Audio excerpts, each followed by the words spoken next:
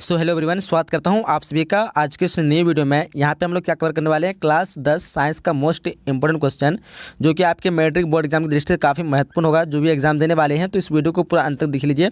मैं उम्मीद करूँगा कि काफ़ी सारे क्वेश्चन आपको यहाँ से देखने को मिलेंगे। इससे पहले जब हम लोग क्या बना रहे थे 12 क्लास की, यहाँ पे अगर आप लोग न्यू है तो बता देता हूँ आप लोग को कि अगर आप लोग 10वीं और 12वीं की तैयारी कर रहे हैं तो आप लोग इस चैनल को जरूर सब्सक्राइब करें। यहाँ पे आपको 10वीं और 12 से रिलेटेड सभी तरह के क्वेश्चन जो प्रोवाइड कराए जाएंगे। इससे पहले जो 12 का एग्जाम हुआ था वहाँ पे जितने भी क्वेश्चन दिए सारे क्वेश्चन आपको बोर्ड एग्जाम में दृष्टि से सभी क्वेश्चन मिले थे। जाके काफ़ी लोग मुझे कमेंट किए थे कि मेरे जो छोटे भाई है वो 10वीं का एग्ज़ाम देने वाले हैं, तो आप लोग 10वीं का भी मतलब तैयारी कराइए। तो मैं इसलिए 10वीं का भी तैयारी करना शुरू कर दिया हूँ। तो आप लोग न्यू है तो चैनल को जरूर सब्सक्राइब कीजिए, साथ में नोटिफिकेशन बेल को भी ऑन कर लीजिए, ठीक है। और वीडियो को लाइक करके आप लोग कमेंट बॉक्स में बता सकते हैं कि अगला सब्जेक्ट आपको कौन सी चीज़ का चाहिए, ठीक है। तो फर्स्ट क्वेश्चन क्या कर देखिए ध्यान से कि उत्तल दर्पण में किस प्रकार का प्रतिबिंब बनता है। तो देखिए ध्यान से 4 ऑप्शन दिया हो किसान में। तो ये जितने भी क्वेश्चन कवर करें काफ़ी मोस्ट इंपोर्टेंट होगा आप लोगों के लिए। तो अच्छी तरह से देखने के बाद फिर दोबारा इस वीडियो को जरूर देखना। तो फर्स्ट क्या होगा, ऑप्शन नंबर बी हो जाएगा। आभासी उत्तल दर्पण में जो किस प्रकार प्रतिबिंब बनता है, आभासी बनता है, यानी ये मतलब इसका एक क्वेश्चन फर्स्ट का राइट ऑप्शन नंबर ए हो जाएगा। चलिए क्वेश्चन नंबर दूसरा के अवतल लेंस में आवर्धन जो एम बराबर होता है, काफ़ी इंपोर्टेंट क्वेश्चन है। देखिए ध्यान से आवर्धन एम बराबर क्या होता है, ऑप्शन यहाँ पे 4 दिया हुआ है। तो राइट ऑप्शन क्या होगा, 2 का राइट ऑप्शन नंबर डी हो जाएगी, यानी V/U क्या होगा, ऑप्शन नंबर डी। चलिए आगे बढ़ते हैं। क्वेश्चन क्या करा देखिए ध्यान से करा है कि प्रकाश के अपवर्तन के कितने नियम है। काफ़ी इंपोर्टेंट क्वेश्चन है, प्रकाश के अपवर्तन के कितने नियम है। 4 ऑप्शन दिया ऑप्शन में, तो 3 का क्या होगा, ऑप्शन नंबर बी हो जाएगा, यानी 2 नियम है। कितने नियम है, तो 2 नियम हो जाएगा। चलिए आगे बढ़ते हैं। क्वेश्चन नंबर 4 करा देखिए कह रहा है कि निर्गत किरण एवं अभिलंब के बीच के कोण को कहते हैं। निर्गत किरण और अभिलंब के बीच के कोण को क्या कहते हैं। देखिए ध्यान से ऑप्शन को, तो क्या हो जाएगा 4 का राइट ऑप्शन नंबर सी हो जाएगा, नहीं निर्गत कोण कहते हैं। क्या कहते हैं, निर्गत कोण कहते हैं। चलिए क्वेश्चन नंबर 5 करें कि निम्न में से कौन ऐसे व्यक्ति जो नेत्रदान नहीं कर पाते हैं, यानी कनेक्ट नहीं कर सकते हैं। ऑप्शन को एक बार अच्छी तरह से आप लोग ध्यान से देख लीजिए पे कौन ऐसे व्यक्ति हो सकते हैं जो अपने नेत्र को दान नहीं कर पाएंगे, क्या कमी के कारण। तो देखिए 5 का क्या होगा, ऑप्शन नंबर ए हो जाएगा, यानी एड्स से पीड़ित व्यक्ति। क्या होगा, एड्स से पीड़ित व्यक्ति जो भी होते हैं वो नेत्र को दान नहीं कर सकते हैं। चलिए क्वेश्चन नंबर 6 करा है कि किसी वस्तु का प्रतिबिंब आँख के जिस भाग पर पड़ता है वह है, यानी वह क्या है। तो ध्यान से एक बार ऑप्शन को आप लोग पढ़ लीजिए यहाँ पे। तो यहाँ पे राइट ऑप्शन की बात करेंगे क्या होगा, ऑप्शन नंबर बी जो है रेटिना है। किसी वस्तु का प्रतिबिंब आँख के जिस भाग पर पड़ता है वो क्या है, रेटिना है, रेटिना हो जाएगा राइट ऑप्शन इसका। चलिए क्वेश्चन नंबर 7 करा है कि नीले वर्ण की प्रकाश से हरे वर्ण के वस्तु को प्रदीप्त करने पर यह कौन सा मतलब कैसा दिखेगा। एक बार अच्छी तरह से ऑप्शन को एक बार देख लीजिए यहाँ पे। तो 7 का क्या होगा, 7 का राइट ऑप्शन नंबर बी हो जाएगी, नहीं काला हो जाएगा। क्या ऑप्शन नंबर बी। चलिए आगे बढ़ते हैं। क्वेश्चन नंबर 8 करा है कि ऊर्जा का ऐसा मात्रक क्या होता है। ऊर्जा का ऐसा मात्रक क्या होता है, एक बार अच्छी तरह से ऑप्शन को देख लीजिए यहाँ पे। तो 8 का क्या होगा, 8 का राइट ऑप्शन नंबर बी हो जाएगी, नहीं जूल। ऊर्जा का ऐसा मतलब जूल होती है, ऑप्शन में का बी हो जाएगा। चलिए क्वेश्चन नंबर 9 करा है क्या करा है, देखिए ध्यान से करा है कि परिपथ में विद्युत धारा की माप किससे की जाती है। परिपथ में विद्युत धारा की माप जो है किससे की जाती है, एक बार अच्छी तरह से ऑप्शन को देख लीजिए यहाँ पे। तो 9 का राइट ऑप्शन की बात करें ऑप्शन नंबर बी हो जाएगी, यानी ए मीटर। क्या होगा, ऑप्शन नंबर बी। आगे क्वेश्चन नंबर 10 करा है क्या करा, देखिए ध्यान से सुनिए। करा कि एक विद्युत हीटर की कुंडली जिसका प्रतिरोध जो है 55 क्या कहते हैं ओम है तथा 220 वोल्ट के स्रोत सॉरी एक बार हम इसको थोड़ा जूम आउट कर लेते हैं। हाँ अब दिखाई पड़ रहा है आप लोगों को। क्या कह रहा है कि एक विद्युत हीटर की कुंडली जिसका प्रतिरोध 55 ओम है, 250 वोल्ट के स्रोत से जो विद्युत धारा लेगी उसका मान जो है क्या होगा। एक बार ऑप्शन को अच्छी तरह से आप लोग देख लीजिए यहाँ पे क्या हो जाएगा उसका मान। तो क्या हो जाएगा यहाँ पे राइट ऑप्शन नंबर ए हो जाएगा, 4 एम्पियर होगा। क्या हो जाएगा, ऑप्शन नंबर ए 4 एम्पियर। चलिए आगे बढ़ते हैं। आगे क्वेश्चन नंबर देखिए ध्यान से। क्वेश्चन नंबर 11 करा कि विभव अंतर मापने वाले यंत्र को क्या कहा जाता है। एक बार अच्छी तरह से देख लीजिए ध्यान से ऑप्शन को। विभव अंतर मापने वाले यंत्र को क्या कहा जाता है। और तो यहाँ पे क्या हो जाएगा, 11 का राइट ऑप्शन नंबर बी हो जाएगा, यानी वोल्टमीटर। क्या कहते हैं, वोल्टमीटर। तो यहाँ पे क्या होगा, ऑप्शन नंबर इस क्वेश्चन का ए हो जाएगा। चलिए आगे बढ़ लेते हैं हम लोग, सॉरी बी हो जाएगा। क्वेश्चन नंबर 12 करा है कि जब विद्युत धारा की दिशा चुंबकीय क्षेत्र की दिशा के लंबवत होता है तो जो आरोपित बल का परिमाण जो होता है वो क्या होता है। एक बार अच्छी तरह से ऑप्शन को देख लीजिए यहाँ पे। तो क्या जाएगा, क्वेश्चन नंबर 12 का राइट ऑप्शन नंबर बी हो जाएगा, यानी अधिकतम होता है। क्या होता है, अधिकतम, ऑप्शन बी हो जाएगा। इसलिए क्वेश्चन नंबर 13 कह रहा है कि फ्लोमिंग के दाएँ हस्त नियम में अंगूठा किस दिशा की ओर संकेत करता है। अच्छी तरह ऑप्शन देख लीजिए। फ्लोमिंग के दाएं हस्त नियम में अंगूठा जो है किस दिशा की ओर संकेत करता है। तो क्या जाएगा, 13 का राइट ऑप्शन नंबर ए हो जाएगी, यानी चालक की गति की दिशा, चालक की गति की दिशा। चलिए आगे बढ़ते हैं। क्वेश्चन नंबर 14 करा है क्या करा, देखिए ध्यान से करा है कि बैटरी से जो है किस प्रकार की धारा प्राप्त होती है। अच्छी तरह से ऑप्शन को देख लीजिए। बैटरी से किस प्रकार की धारा जो प्राप्त होती है। तो क्या जाएगा, 14 का राइट ऑप्शन नंबर ए हो जाएगी, यानी दिष्ट धारा। क्या होगा, ऑप्शन नंबर ए दिष्ट धारा। चलिए क्वेश्चन नंबर 15 करा है क्या करा, देखिए ऊर्जा के सभी रूप में अनंत स्रोत जो है किसे माना जाता है? ऊर्जा के सभी रूप में अनंत स्रोत जो है किसे माना जाता है? तो 15 का राइट ऑप्शन क्या हो जाएगा? 15 का right option option number C हो जाएगा, यानी सूर्य। क्या हो जाएगा? ऑप्शन नंबर सी सूर्य, यानी ये जो है 15 का ऑप्शन नंबर सी राइट हो जाएगा। चलिए आगे बढ़ते हैं हम लोग नेक्स्ट क्वेश्चन की तरफ। उसके बाद क्वेश्चन नंबर जो 16 का रहा है, क्या कह रहा है देखिए ध्यान से, कि सूर्य के प्रकाश में हमें जो हमें जिस गर्मी की अनुभूति होती है उसमें क्या विकिरण उपस्थित है? ऑप्शन के बार देख लीजिए ध्यान से। तो 16 का क्या होगा? 16 का ऑप्शन ऑप्शन नंबर बी जाएगी, नहीं क्या हो जाएगा? अवरक्त विकिरण। क्या होगा? ऑप्शन नंबर बी अवरक्त विकिरण। क्या क्वेश्चन नंबर 17 का है कि वैसी रासायनिक अभिक्रिया जो एक ही दिशा में अग्रसर होती है उसे कहा जाता है? एक बार अच्छी तरह से ऑप्शन को देख लीजिए। तो 17 का क्या होगा? 17 का ऑप्शन नंबर ए हो जाएगा, यानी अनुत्क्रमणीय। क्या होगा? ऑप्शन नंबर ए हो जाएगा। चलिए आगे बढ़ते हैं।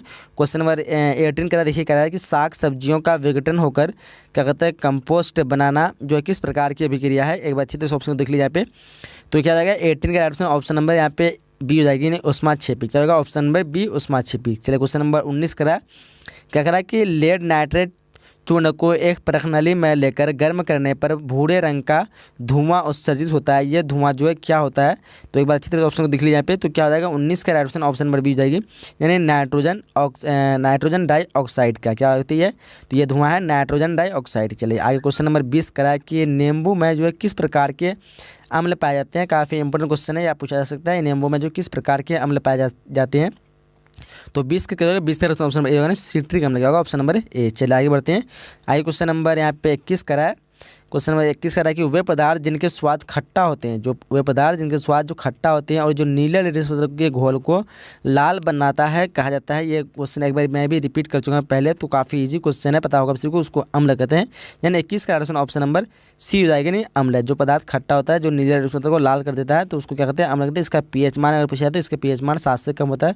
तो ये भी पूछा जा सकता है कि जिस पदार्थ का पीएच मान 7 से कम हो वो पदार्थ को क्या कहते हैं? तो अम्ल कहते हैं। जिसका 7 से अधिक हो उसको क्षारीय कहते हैं। क्वेश्चन 22 करा कि सोडियम हाइड्रोक्साइड का पीएच मान जो लगभग होता है, यानी किसके बराबर होगा? 11, 12, 13 या फिर 14। तो इस क्वेश्चन का ऑप्शन बी हो जाएगा, 14। ये भी काफ़ी इंपॉर्टेंट क्वेश्चन, काफ़ी ज़्यादा पूछा गया है। तो ये भी आप लोग अच्छी तरह से ये जितने भी क्वेश्चन करूँ काफ़ी इंपॉर्टेंट क्वेश्चन है, तो आप लोग दोबारा इस वीडियो को जरूर देखना है, ठीक है।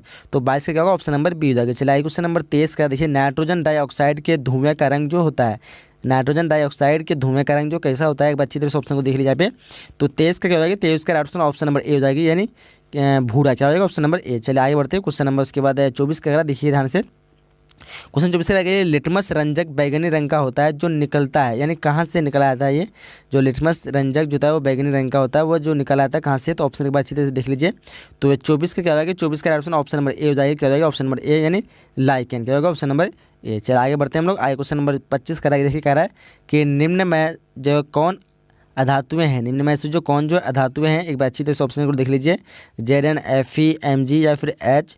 तो यहाँ पे राइट ऑप्शन क्या होगा? 25 का। काफ़ी इजी क्वेश्चन पता होगा आपको। H जो है ये हाइड्रोजन का जो है ये क्या एक अधातु है। बाकी Mg मैग्नीशियम पता होगा आपको, ये धातु है। Zn जिंक ये भी धातु है। Fe लोहा, फेरम ये भी क्या एक धातु है। तो ऑप्शन क्या होगा? इस क्वेश्चन ए हो जाएगा, जो कि हाइड्रोजन है, गैस है, कुछ जो कि अधातु के अंदर आता है। क्वेश्चन नंबर 26 करेगी, कौन सा धातु जल में डालने पर तैरने लगता है? आप अच्छी तरह से एक बार ऑप्शन को देख लीजिए, इनमें से कौन सा धातु है जो जल में अगर डालेंगे तो वो तैरेगा, ठीक है। तो यहाँ पे क्या हो जाए तैरेगा? तो ये कैल्शियम को डालने पर वो तैरता है, ठीक है। तो यहाँ पे क्या होगा? ऑप्शन इस क्वेश्चन का सी हो जाएगा। 26 क्या होगा? Option number C. चलाइए क्वेश्चन नंबर 27 करें कि लोहा से जिंक लेपित करने की क्रिया को क्या कहते हैं? ये भी काफ़ी इंपॉर्टेंट क्वेश्चन है, तो देखिए ध्यान से ऑप्शन को। तो क्या जाएगा? यहाँ पे 4 ऑप्शन दिया आपके सामने। तो 27 का ऑप्शन नंबर बी जगनी गैल्वेनीकरण, यानी जिसको हम यशदनीकरण भी कर सकते हैं इसको। तो गैल्वेनीकरण ऑप्शन इस क्वेश्चन का बी हो जाएगा। चलिए आगे बढ़ते हैं। क्वेश्चन नंबर 28 करा है कि कार्बन क्या है? कार्बन जो है क्या है? धातु है, अधातु है, उपधातु है, या फिर इनमें से कोई नहीं। तो क्या जाएगी? 28 का ऑप्शन की बात करेंगे तो 28 का ऑप्शन नंबर यहाँ पे कार्बन अधातु है, यानी ऑप्शन क्वेश्चन का बी हो जाएगा। क्या होगा? Option number B. चलिए क्वेश्चन नंबर 29 करा है कि ग्लूकोज का रासायनिक सूत्र क्या होता है? ये भी काफ़ी इंपॉर्टेंट क्वेश्चन हो सकता है आप लोगों के लिए एग्जाम के लिए। ग्लूकोज का रासायनिक सूत्र क्या होता है? देखिए ध्यान से, चीनी का रासायनिक सूत्र या फिर ग्लूकोज का रासायनिक, ये दोनों क्वेश्चन काफ़ी बार पूछे जाते हैं, तो आप लोग इस क्वेश्चन को अच्छी तरह से एक बार ध्यान रख लीजिए, ठीक है। तो 29 का क्या होगा? 29 का ऑप्शन नंबर यहाँ पे बी हो जाएगा, C6H12O6 क्या होगा? ऑप्शन नंबर बी हो जाएगा। चलिए आगे बढ़ते। क्वेश्चन नंबर 30 करा क्या करा? देखिए करा कि मिथेनाइक अम्ल का सामान्य नाम क्या है? मिथेनाइक अम्ल का सामान्य नाम क्या है? एक बार अच्छी तरह से ऑप्शन को देख लीजिए यहाँ पे। तो 30 का राइट ऑप्शन की बात करें ऑप्शन नंबर ए हो जाएगी। क्या हो जाएगा ऑप्शन नंबर ए यानी फॉर्मिकम्ल। क्या होगा ऑप्शन नंबर ए। चलिए क्वेश्चन नंबर 31 कराए कि आवर्त सारणी के शून्य समूह का तत्व है। आवर्त सारणी के शून्य समूह का तत्व जो कौन सा इनमें से, एक बार अच्छी तरह से ऑप्शन को देख लीजिए। तो 31 का क्या हो जाएगा, 31 का right option option number B हो जाएगी यानी HE। क्या होगा ऑप्शन नंबर बी। चलिए आगे बढ़ते हैं हम लोग। क्वेश्चन नंबर 32 का क्या करा है कि समूह में ऊपर से नीचे जाने पर परमाणु साइज में क्या परिवर्तन होता है। एक बार अच्छी तरह से ऑप्शन को देख लीजिए यहाँ पे। तो क्या हो जाएगा 32 का राइट ऑप्शन की बात करेंगे तो ऑप्शन नंबर यहाँ पे सी हो जाएगी। क्या हो जाएगा ऑप्शन नंबर सी यानी बढ़ता है। क्या होगा ऑप्शन नंबर सी। चलिए क्वेश्चन नंबर 33 का है क्या कह रहा है कि रक्तचाप मापने वाले यंत्र को क्या कहते हैं। रक्तचाप मापने वाले यंत्र को क्या कहते हैं। ये भी काफ़ी ईजी क्वेश्चन है बट आप लोग इंपॉर्टेंट हो सकता है। तो उसको कहते हैं डायलिसिस मशीन। ऑप्शन इस क्वेश्चन का क्या जाएगा 33 का क्या होगा ऑप्शन नंबर यहाँ पे जाइए सॉरी डायलिसिस तो रक्त को ये करने के क्या इस क्या कहते हैं एस्फाइगमो मिलीमीटर। ये जो रक्तचाप को मापा जाता है, डायलिसिस तो रक्त को शुद्ध करने की प्रक्रिया अंदर में होती है, उसको कहते हैं डायलिसिस। तो वहाँ पे डायलिसिस वो प्रक्रिया कहलाती है, वो डायलिसिस अलग चीज़ है। ये जो क्या कहते हैं एस्फाइगो मैनोमीटर, ये जो है क्या कहते हैं रक्तचाप को मापा जाता है। ठीक है, तो यहाँ पे क्या होगा ऑप्शन नंबर इस क्वेश्चन का ए हो जाएगा। जो भी इंसान को मतलब जो प्रेशर दिखाता है जिसको, उसी को हम कहते हैं रक्तदाब। जिससे आप लोग मापे होंगे अपने डॉक्टर के पास जाकर के अपना प्रेशर, तो उसको मापा जाता है किसके, तो एस्फाइगो मैनोमीटर। चलिए आगे बढ़ते हैं हम लोग। क्वेश्चन नंबर यहाँ तो 33 हो गया, आप 34 क्वेश्चन तो बढ़ते हैं। क्वेश्चन नंबर 34 क्या कर रहा है देखिए ध्यान से, कह रहा है कि मनुष्य में मुख्य श्वसन अंग क्या है। मनुष्य में मुख्य श्वसन अंग क्या है, इनमें से देखिए ध्यान से। तो क्या जाएगा ऑप्शन डी हो जाएगा, यानी फेफड़ा जो है इसका मुख्य श्वसन अंग कहलाता है मनुष्य का। तो ऑप्शन इस क्वेश्चन का डी हो जाएगा। आप लोग नाक नहीं लगाइएगा, फेफड़ा मुख्य श्वसन अंग है, तो ऑप्शन इस क्वेश्चन का डी हो जाएगा। चलिए क्वेश्चन नंबर 35 करा कि मनुष्य में पाचन की क्रिया जो शुरू होती है कहाँ से शुरू होती है। काफ़ी ईजी क्वेश्चन है बट ये भी पूछा जा सकता है आपको।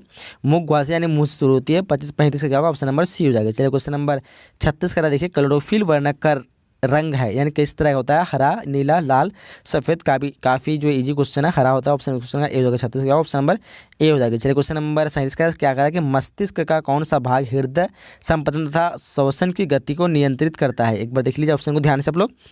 तो क्या हो जाएगा 37 का ऑप्शन ऑप्शन बी हो जाएगा, नहीं मेंडुला। क्या होगा ऑप्शन नंबर बी हो जाएगी। क्या हो जाएगी 37 का ऑप्शन नंबर बी मेंडुला। चलिए क्वेश्चन नंबर 38 का देखिए कह रहा है कि पादप हार्मोन का उदाहरण है। इनमें से जो कौन जो है पादप हार्मोन का उदाहरण है, ये भी काफ़ी इंपोर्टेंट क्वेश्चन है। देख लीजिए एक बार अच्छी तरह सब लोग ऑप्शन को पढ़ लीजिए। तो क्या हो जाएगा 38 का ऑप्शन नंबर सी यानी ऑक्सीजन। क्या होगा ऑक्सीजन जिसको कहते हैं हम, तो यहाँ पे ऑक्सीजन दिया हुआ है, तो ऑक्सीजन क्या होगा, ये जो है पादप हार्मोन का उदाहरण है। ऑप्शन क्वेश्चन का सी हो जाएगा। चलिए क्वेश्चन नंबर 39 क्या कर रहा है देखिए ध्यान से, कह रहा है कि यदि हमारे आहार में आयोडीन की कमी है तो ऐसी क्या कहते हैं तो हमें किस रोग की संभावना है। तो देखिए एक बार अच्छी तरह से ऑप्शन को। तो यहाँ पे राइट ऑप्शन की बात करें तो इजी क्वेश्चन है बट आपको कभी कभी पूछा जा सकता है। तो मुख्य रूप से जो है घेंगा होता है, बाकी क्या कहते हैं गलगंड है और ये सभी। तो यहाँ पे इनमें सभी भी ऑप्शन दिया हुआ है, तो ऑप्शन डी लगा दीजिए। यहाँ पे क्या हो जाएगा ऑप्शन नंबर डी हो जाएगा। 39 क्या होगा ऑप्शन नंबर डी। चलिए क्वेश्चन नंबर 40 कराए कि इनमें निम्नलिखित जीवों में जो है किसमें अलैंगिक जनन मुकुलन द्वारा होता है। ये भी देखिए काफ़ी इंपोर्टेंट क्वेश्चन है। निम्नलिखित जीवों में जो किसमें अलैंगिक जनन जो होता है मुकुलन द्वारा होता है। एक बार अच्छी तरह से ऑप्शन को देख लीजिए। तो 40 का क्या होगा, 40 का ऑप्शन नंबर सी हो जाएगा, यीस्ट। क्या हो जाएगा ऑप्शन नंबर सी। कह क्वेश्चन नंबर 41 कह रहा है क्या कह रहा है कि अड़हुल जो है किस प्रकार का फूल है। अड़हुल जो है किस प्रकार का फूल है, एक बार ऑप्शन को देख लीजिए अच्छी तरह। तो 41 का क्या हो जाएगा, 41 का ऑप्शन नंबर ए हो जाएगी, नहीं द्विलिंगी। क्या होगी ऑप्शन नंबर ए द्विलिंगी। चलिए क्वेश्चन नंबर 42 क्या देखिए ध्यान से कह रहा है कि पराग कोष में होते हैं। पराग कोष में जो है होते हैं क्या होते हैं, एक बार अच्छी तरह से ऑप्शन को देख लीजिए यहाँ पे।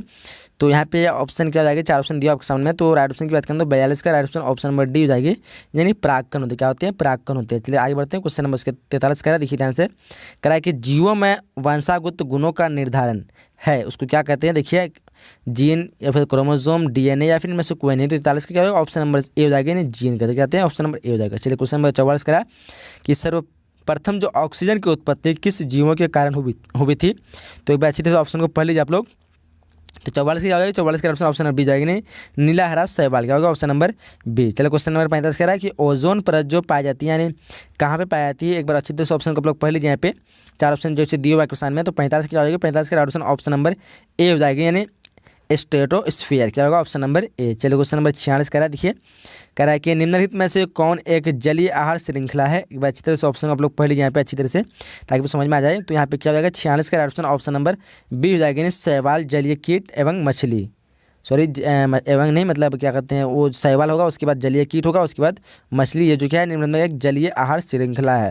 कहने का अर्थ ये है कि शैवाल को जो जल खाता है, जलीय कीट खाता है और जलीय कीट को कौन खाता है, मछली खाता है। तो एक श्रृंखला क्या है, जल का है। बाकी जो घास बकरी से तो स्थल का हो गया, घास जलीय कीट मछली और मनुष्य। तो यहाँ पे मनुष्य जो है फिर मनुष्य कहाँ का हो जाएगा, स्थल का हो जाएगा। बाकी ये घास जो है ये फिर स्थल का हाँ समुद्र भी हो सकता है, बट यहाँ पे मनुष्य क्या हो जाएगा, स्थल का हो जाएगा। घास मछली मनुष्य ये भी क्या हो जाएगा, यहाँ पे स्थल का हो जाएगा। तो यहाँ पे क्या पूछा है, सिर्फ जल का पूछा है। तो शैवाल भी जल में पाया है, जलीय कीट भी जल में पाएगा और मछली भी जलीय। तो ये क्या हो जाएगा, एक जलीय कीट का आहार श्रृंखला हो जाएगा। ठीक है, तो राइट ऑप्शन क्या हो जाएगा, बी हो जाएगा। चलिए क्वेश्चन नंबर उसके बाद है 37 कह रहा है कि निम्नलिखित में जो है क्या कर रहा है कि निम्नलिखित में कौन प्राकृतिक संसाधन नहीं है। एक बार अच्छी तरह से ऑप्शन को आप लोग पढ़ लीजिए यहाँ पे। तो 47 से क्या होगा, 47 का ऑप्शन नंबर डी हो जाएगा, जीवधारी क्या होगा, ऑप्शन नंबर डी। चलिए क्वेश्चन नंबर 48 क्या कर, देखिए ध्यान से कह रहा है कि जैव विविधता के विशिष्ट स्थल है। जैव विविधता के विशिष्ट जो स्थल क्या है, ऑप्शन एक बार देख लीजिए। तो 48 क्या होगा, 48 का ऑप्शन नंबर डी हो जाएगा, 1 क्या होगा, ऑप्शन नंबर डी। तो यहाँ पे जितने भी क्वेश्चन इंपॉर्टेंट हो सकते हैं मैं सारे क्वेश्चन को कवर करने